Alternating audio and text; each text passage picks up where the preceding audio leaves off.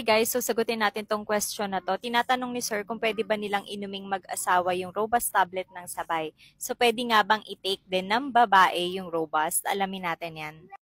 So ang dami ko pong nare-receive na message lagi about dito kung pwede din bang uminom yung babae ng Robust. So depende po, pwede naman pero depende sa klase ng Robust na iinumin. Alamin natin yan. So pag yung Robust tablet po tsaka yung capsule which is yung Robust Extreme, so hindi po kasi dinesign po yun, ginawa po yun para sa mga lalaki. So hindi po yun pwedeng inumin ng mga babae. Hi guys, so ito yung Robust na sinasabi ko na pwede din pong inumin ng mga babae. So Robust Energy. And take note, hindi lang po ito pwede sa mga babae ha. Pwede rin po ito sa lalaki kasi vitamins siya na pwedeng inumin ng mga babae para ma-boost yung energy. So take note din po na iba yung use nito dun sa use ng dalawang Robust na binanggit ko kanina which is yung Robust Extreme at saka yung Robust Tablet.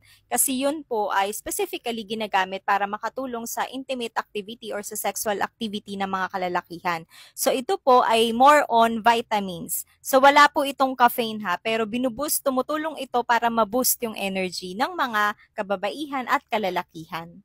So ano bang laman nitong Robust Energy? So meron po itong taurine, meron din siyang B vitamins, may sodium ascorbate at saka ginseng. So tumutulong siya para ma-boost yung energy and para pampalakas na din ng immune system. So pwede po kayong uminom nito isang capsule bago kumain, preferably with warm water. So yun lamang po, salamat! Hi! So for today's video, sasagutin natin yung mga questions about sa Robust.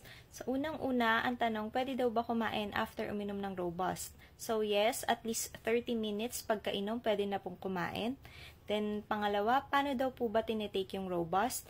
So 1 oras bago kumain or 2 oras pagkatapos kumain. Next, kung may high blood daw ba, diabetes at kidney stones, okay lang daw bang uminom? So tulad po ng ibang produkto, mapagamot man yan or food supplement, magtanong po muna sa doktor kung pwede tayo mag-take, lalo na kung may medical or health condition tayo. Next, gaano daw kabilis mararamdaman yung effect ng Robust? So 2 hours after po uminom, pwede na nating maramdaman yung effect.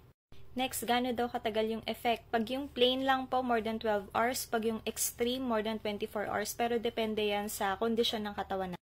Paalala lamang po na dapat tama ang paggamit para magandang effect. Salamat! For today's video, ang pag-uusapan natin ay ang tungkol sa isang produkto na nakakatulong sa pampalakas, pampahaba at pampagana ng sexual performance during intimate activity, si Robust. So, paano nga ba gamitin si Robust? Unang-una, si Robust ay nakakategorize as dietary supplement, meaning hindi natin kailangan ng prescription para makabili. Pero paalala lamang po na ang produktong ito ay recommended for use lamang ng mga 18 years old pataas.